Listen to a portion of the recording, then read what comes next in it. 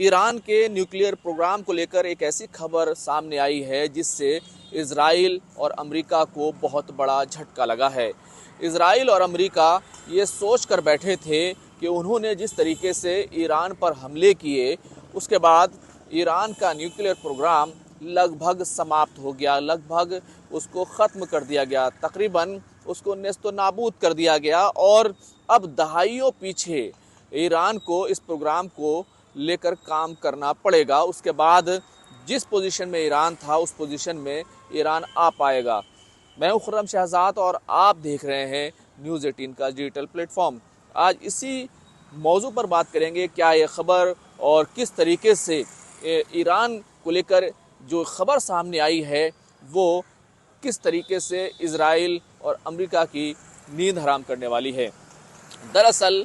एक खुफिया रिपोर्ट सामने आई है जिसमें कहा गया है कि ईरान के ऊपर अमेरिका ने न्यूक्लियर जो उसकी साइट्स है उस पर जो हमले किए थे और बंकर बस्टर बम गिराए थे 22 जून को, उनको लेकर एक बड़ी खबर ये सामने आई है। ये खुफिया रिपोर्ट में ये कहा गया है कि फोर्दो की जो न्यूक्लियर साइट्स थी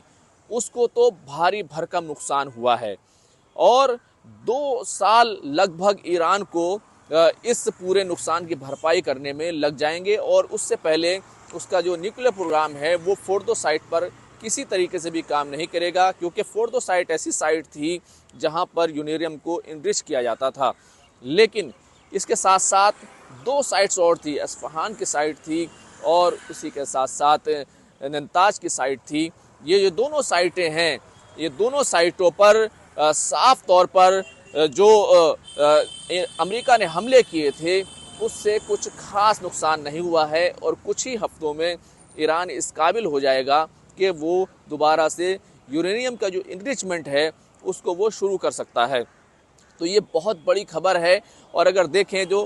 पूरी ये इजराइल और ईरान के बीच जो जंग हुई, उस जंग का जो सबसे बड़ा मकसद और जो टारगेट बताया गया था, जो निशाना हदफ तय किया गया था, वो साफ तौर पर इजराइल ने ये कहा था कि उसका हदफ ये है कि ईरान के न्यूक्लियर प्रोग्राम को नेस्तो नाबूद कर दे। और फौजी जो अफसर्स हैं उनको मारा गया था जिस तरीके से 13 जून को इजराइल ने ईरान पर हमला किया था, और साथ ही साथ न्यूक्लियर साइंटिस्ट को निशाना बनाया गया था और ये कहा गया था इजराइल की तरफ से कि अब ईरान जो है वो इस काबिल नहीं रहेगा कि वो जौहरी बम बना सके, वो न्यूक्लियर जो है कोई बम बना सके। लेकिन अब ये जिस तरीके की खबर आई है उससे दोनों ही देश ये जो है काफ़ी परेशान हैं, क्योंकि इससे साफ है कि जो कुछ भी किया गया उसका कोई फ़ायदा नहीं हुआ। और ख़ास तौर से इस जंग में जब इजराइल पूरी तरीके से कामयाब नहीं हो रहा था इस हदफ को हासिल करने के लिए, इस पूरे निशाने को पाने के लिए कि ईरान का न्यूक्लियर प्रोग्राम को जो नेस्तो नाबूद कर दिया जाए, उसके बाद अमेरिका की एंट्री हुई थी और अमेरिका ने 22 जून को जो सीधे तौर पर अस्फहान, नताज और फोर्दो की जो न्यूक्लियर साइट्स हैं वहाँ पर बंकर बस्टर बम गिराए थे। और अमेरिका के जो प्रेसिडेंट हैं डोनाल्ड ट्रंप, उन्होंने कहा था कि अब वहाँ पर पत्थरों के अलावा जो टनों पत्थर है उसके अलावा वहाँ पर कुछ नहीं है। ईरान ने बड़ी होशियारी के साथ ये कोशिश की थी कि अपने जो न्यूक्लियर प्रोग्राम है उस सबको ज़ेर ज़मीन बनाया था, ज़मीन के नीचे बनाया था और पहाड़ी इलाके में बनाया था। लेकिन सिर्फ अमेरिका के पास ही ऐसा बम था जो क्लस्टर बस्टर बम है, जो ज़ेर ज़मीन जो भी हदफ होता है उसको वो निशाना बना सकते हैं और किसी भी साइट्स को नेस्तनाबूद कर सकते हैं। तो अमेरिका ने ये किया था। लेकिन इस खबर से दोनों को बहुत बड़ा झटका लगा है। अब बात करते हैं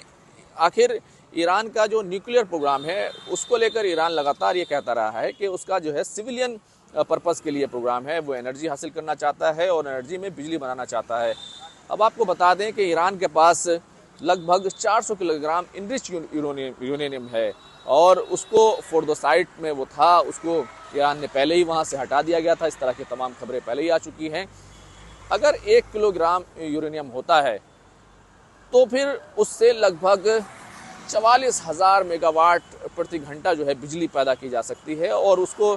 3-3.5% जो है उसको इनरिच करना पड़ता है। उसके बाद वो यूरेनियम जो है इस तरीके से काम कर सकता है। लेकिन ये बात भी सही है कि अगर 90% तक यूरेनियम इनरिच कर लिया जाए तो फिर उसके बाद उसका इस्तेमाल बम बनाने के लिए किया जा सकता है। अब आप इस बात का अंदाज़ा लगाइए कि एनर्जी इतनी बड़ी जो है बहुत बड़ी जो है हासिल होती है, बहुत बड़ी जो है कहना चाहिए कि बहुत ज़्यादा जो है इससे बिजली बनाई जा सकती है। अगर इसको बनाया जाए तो इसमें लगभग 20,000 टन जो तेल है वो खर्च होगा और गैस को तो कहा नहीं जा सकता कि बहुत ही बड़ी तादाद में जो है मिलियन टन जो है वो गैस क्यूबिक जो है मीटर जो है गैस वो उसमें खर्च करनी पड़ेगी। इसलिए जो तमाम मुल्क हैं वो ये चाहते हैं कि यूरेनियम के ज़रिए से वो बिजली बनाएं और यही ईरान भी कहता रहा है। वो उसका कहना है कि हम सिविलियन पर्पज़ के लिए यानी कि बिजली बनाने के लिए और एनर्जी के लिए जो है हम यूरेनियम का जो हमारा प्रोग्राम है, जो हमारा न्यूक्लियर प्रोग्राम है वो उस पर्पज़ के लिए है। उससे हम कोई बम बनाने नहीं जा रहे हैं और हमने NPT न्यूक्लियर पदार्थ संधि है उस पर भी हमने दस्तखत किए हैं। हालांकि इजराइल ने उस पर दस्तखत नहीं किए हैं, यानी NPT पर इजराइल ने दस्तखत नहीं किए हैं, लेकिन वो हमें रोकने के लिए हम पर हमले करता है। अब जब ये खबर खुफिया रिपोर्ट सामने आई है उसके बाद से ये कहा जाने लगा है कि अगर ईरान का न्यूक्लियर प्रोग्राम फिर से शुरू होता है तो इजराइल और अमेरिका दोबारा से ईरान पर हमला कर सकते हैं। अब यही जो है बातचीत की नौबत आती है कि अमेरिका जो है इस पूरे मामले पर ईरान से डील करना चाहता है और उसमें सीधी शराइत जो वो ये हैं कि ईरान जो है वो यूरेनियम इनरिच नहीं करेगा, वो तमाम फैसिलिटी ख़त्म करेगा और उसको अगर सिविलियन प्रोग्राम के लिए ज़रूरत है यूरेनियम की तो वो दूसरे मुल्क जो है वो उसको प्रोवाइड कराएंगे। तो कुल मिलाकर ये जो खुफिया रिपोर्ट है वो ये बताती है कि इजराइल का जो हदफ था, जो निशाना था और जो टारगेट हासिल करना चाहता था ईरान को लेकर वो पूरी तरीके से नाकाम रहा है। अमेरिका ने थोड़ा सा अपना निशाना ज़रूर हासिल किया है क्योंकि फोर्डो साइट ज़रूर तबाह हुई है, लेकिन ईरान अभी भी इस काबिल है